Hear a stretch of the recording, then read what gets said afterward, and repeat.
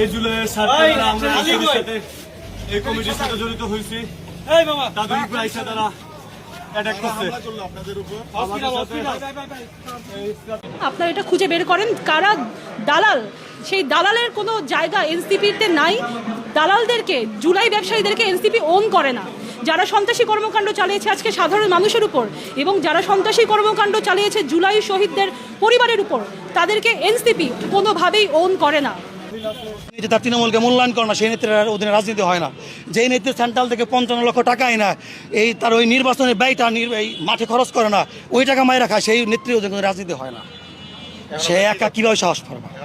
এই জন্য আমরা, যেহেতু আমাদেরকে জানিয়ে আমাদেরকে অবগত না করে ঢাকা জেলা উত্তর কমিটি ঘোষণা করা হয়েছে, তার জন্য আমরা একটা লিখিত প্রস্তাবনা সেন্ট্রালে জানাইছি। ওইটা আলাদা লাভ।